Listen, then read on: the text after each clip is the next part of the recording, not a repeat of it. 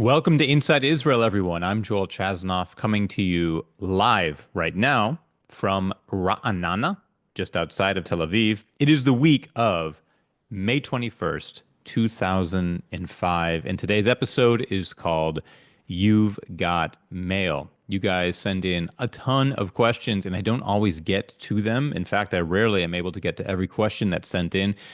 So today's episode is pretty much going to be dedicated to answering the questions that I have not gotten to yet.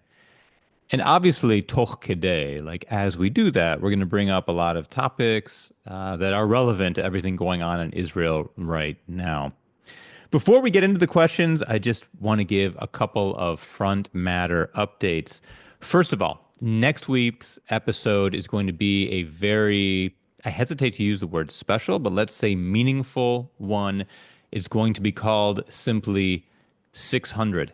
And that's because the day after that episode drops will be the 600th day since October 7th, 2023. And what I want to do in next week's episode is just sort of take stock.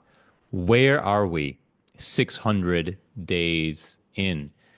Did we believe we would still have hostages in Gaza, as it looks like we will, 600 days? Wrap your heads around that. 600 days after October 7th. What are Israelis saying right now? What is the outlook? What are we feeling? I want to unwrap all of that and just sort of bring us up to date on if we were to assess this situation right now, the past 600 days, what would we see? So that's next week's episode. Of course, if you can't catch it live at 1 p.m. Eastern on Sunday the 25th, then you can watch it on my website, joelchasnoff.com/podcast. And you can also listen on Apple and on Spotify. So that's next Sunday is the live broadcast, May 25th at 1 Eastern. And I also want to give you a little bit of an update right now of just what's going on before we jump into the questions of, what's happening in Israel right now, day to day. I was woken up at 2 o'clock in the morning in the middle of last night on the dot. I must say the Houthis are very precise about when they fire their missiles. It's at 4 a.m. on the dot or 6 o'clock a.m. on the dot. Last night it was at 2 o'clock in the morning. And I actually had earplugs in and did not hear the siren. Dorit woke me up, and it was one of those episodes where even as I was walking down to the bomb shelter, I wasn't quite sure what was going on. It took me a few minutes to acclimate, but we're still going through it. Yeah, and as my kids said, it's now just a normal part of daily life going to the bomb shelter. Supposedly, last night's missiles, two fired toward Ben Gurion Airport, were out of, I don't know, revenge or related to our singer Yuval Raphael's doing pretty well at the Eurovision contest. She finished in second place, and this missile barrage, supposedly barrage, it was two, and they were shot down, but supposedly was related to that. Who knows? But my point is, this is still what we're going through. We are still going to the bomb shelter. It's part of regular life here. School-wise, my ninth grader did not go to school today. He has a big math test tomorrow, and the logic is the teachers have not been showing up anyway, so we were actually okay with him staying home to study. There is this sort of quasi-teacher strike happening where it's not really an official strike, but it's kind of a strike, and so teachers are calling in sick, and they're getting substitutes who basically say you can go on your phone. So school is right now, it's never been as serious as I had wanted it to be, but now it's even less serious. And we're all sort of counting down the days to, first of all, the end of the school year, but also next year. Next year, he'll be in 10th grade. That's when high school starts. And the high school in our neighborhood is really, really excellent. And we know it's going to be a different level of education. At least that's what we hope and anticipate. So that's what we're looking forward to. But I just wanted to give you a little touch on the family front of what was happening. Politically, what's on our minds? It's sort of this realization that we are reconfiguring Gaza. It looks right now like the plan is to pretty much make most of Gaza uninhabitable for the Gazans, except for 3 zones where they are going to be living. I'm going to talk about that more at length next week. But I will say this, I do have mixed feelings. On the one hand, like most Israelis, I favor a deal that would end the war and bring the remaining hostages home now. I won't lie to you, though. There's a part of me that really wants to see Gaza uninhabitable forever because that would, in many ways, eliminate the problem that we have had of Gaza and Hamas right next door to us. And there's a certain, maybe it's a naive fantasy, but a fantasy nonetheless, that the Gaza problem will just go away. And that if we just group the Gazans correctly in these zones and we create other buffer zones around that with IDF soldiers, that we'll never have to worry about that again. I don't know that that's necessarily true, but I think a lot of us Israelis harbor the fantasy that Gaza will just not be a problem anymore. And certainly, the more uninhabitable it is, the more likely the world will have to step in and either transfer Gazans out or put in some other power aside from Hamas. And that's a little bit appealing to us as well. I know that's not politically correct to say, but again, we so want this problem to just disappear. They've given us nothing but hell for the past 600 days. And you can even say for the past since 2005 when we pulled out 20 years this coming August. And yeah, Israelis are talking about Eurovision. I mean, we did pretty well last night. Ra'anana is own, so shout out to Ra'anana. Our own Yuval Raphael came in second place. She came in first place among the at-home vote. That's super exciting, especially in light of all the headlines we see about anti-Israel protests and Israel hatred and what's going on in Colombia, et cetera, that, the world stepped up and voted for our Israeli contestant. It makes us happy, and there's a little bit of a bright side, a little bit of a smile on our faces today in the midst of everything else going on. So that's what's happening in our corner of the world. Now let's jump into your questions. First of all, this is a follow-up to a question that somebody asked last week, and I admit I kind of fumbled on this one. I didn't really get the answer. I didn't get it right at all.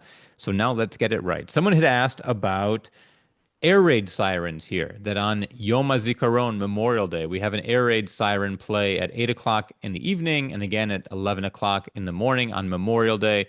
And all of Israel comes to a standstill when those sirens blare. And someone asked, couldn't our enemies just attack us at 8 p.m. or 11 a.m., knowing that we'd all be standing at attention, thinking the air raid siren was for Memorial Day, when in fact it would be warning us to go to the bomb shelter, and we'd naively just keep standing there. And yeah, I bungled that. I said something about our enemies would need to be very precise, and that probably wouldn't happen. And maybe that's true. But the real answer is, as several people wrote in to correct me, the real answer is that there are two types of air raid sirens, that on Memorial Day and on Yom HaShoah, which is Holocaust Memorial Day, it's a monotone siren. Excuse my singing, but it's something like, and doesn't change for 2 minutes. Whereas when we are bombed and we need to go to the bomb shelter, as I did last night at 2 o'clock in the middle of the night, it's a rising and falling siren. So it up and down. So I suppose that if we were attacked at exactly 8 p.m. or 11 a.m. on Memorial Day, we would need to notice that the siren we were hearing was an up and down fluctuating one and not the usual monotone. I'm not sure how many of us would notice that, given the situation we were in, but that is what distinguishes the two, and that is how supposedly we would know. So thank you for correcting me, those of you who wrote in to tell me the right answer. I'm glad I know now. Harold wrote in asking, is Israel providing mental health services not only for moms, but also for hostage families? And this relates to what I talked about last week. Last week was dedicated to what it's like to be a mom in Israel what it's like to be a mom in Israel right now. Last Sunday, when I recorded it live, was Mother's Day, and I just wanted to give some insights into what it's like to be a mom in Israel these days. And a lot of it's hard. Between husbands being in reserve duty, a lot of people losing jobs or having salaries cut, businesses fall apart. A lot of moms have been putting on weight. Smoking is up. There's a lot of stress here.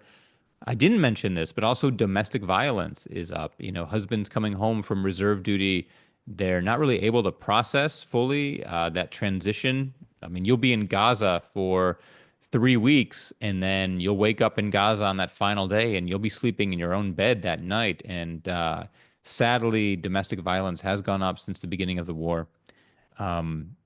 So Harold is asking, is Israel providing mental health services not only for moms, but also for hostage families?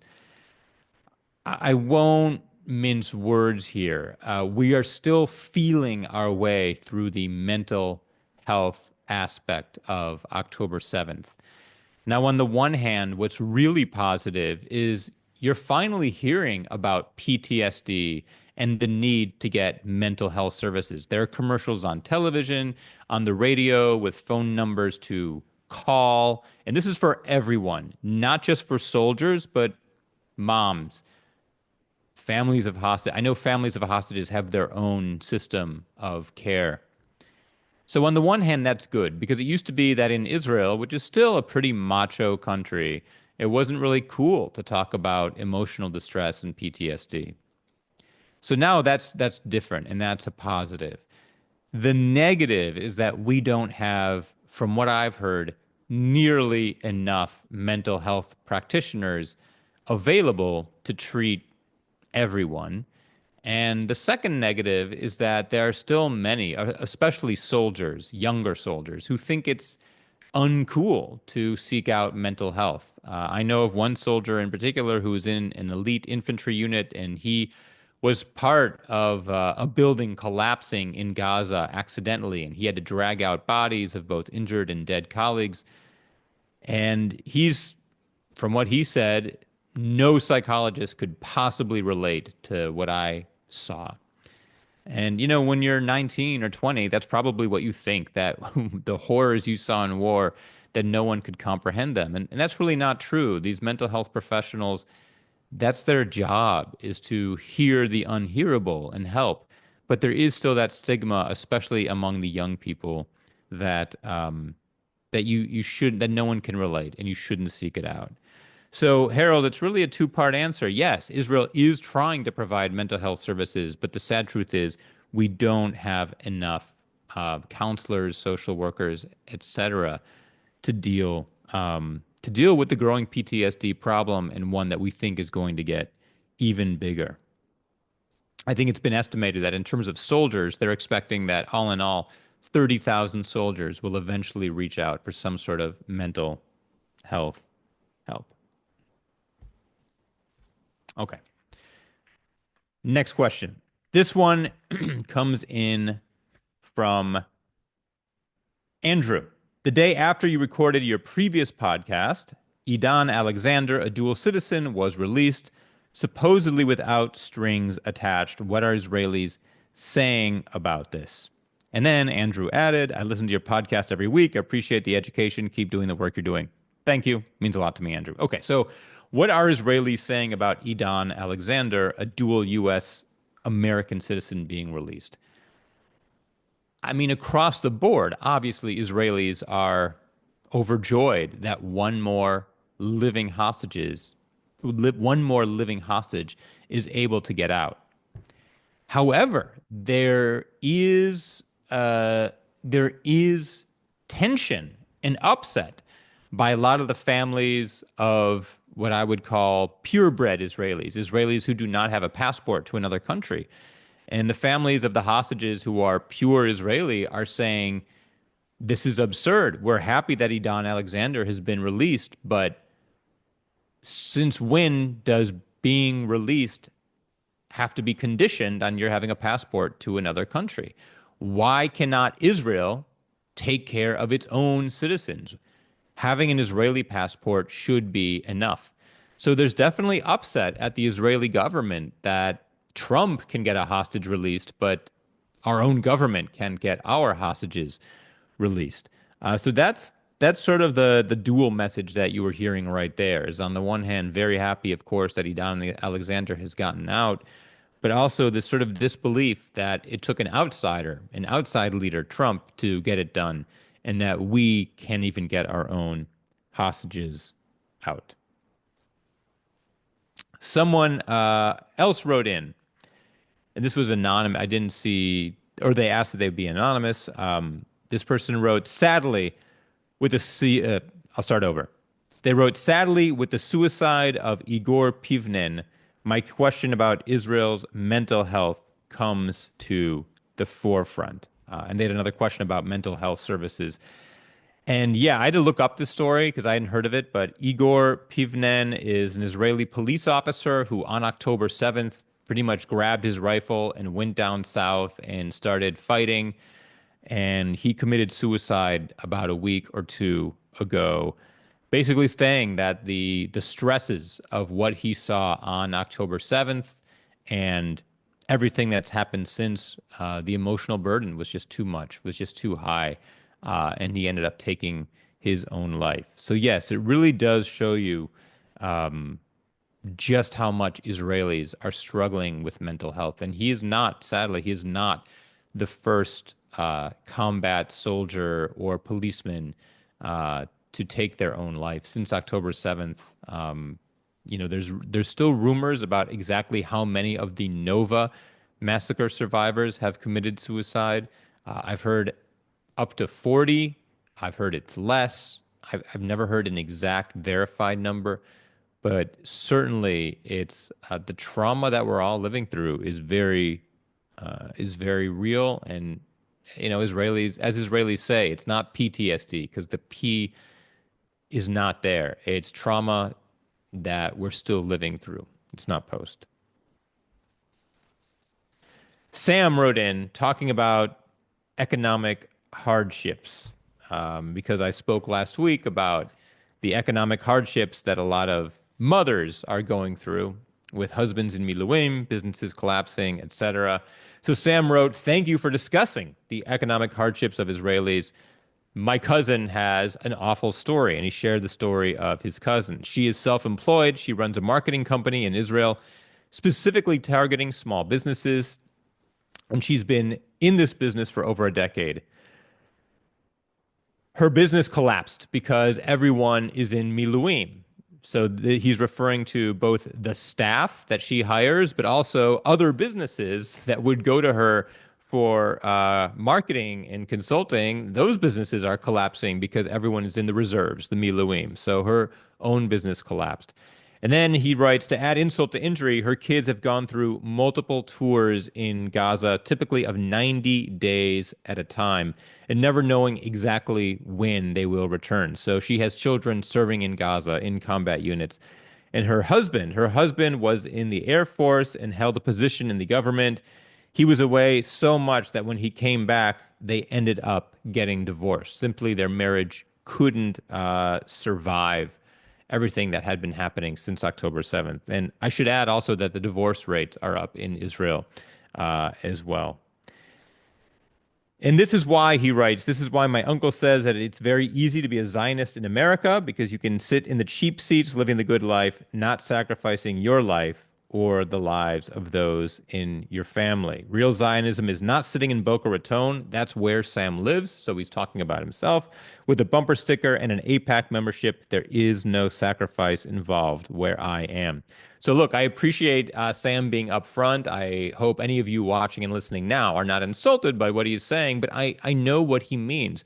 There is a phrase for that, which is, armchair Zionism, which is where you root for Israel from the sidelines, but Israelis at the end of the day are the ones picking up the guns, watching our businesses collapse and, putting our lives on the line for the country. And one goal I have for Israel moving forward after this is that Jews around the world really become much more engaged with Israel and not simply be on the sidelines, but really be engaged with Israel, with Israelis, be much more aware of how difficult life is here. And beyond just contributing money, coming here, volunteering, forming relationships with Israelis and having a real stake in the country's future. Because I think, you guys are the outliers listening to this podcast, listening to other great podcasts out there about Israel, putting the time aside to do that.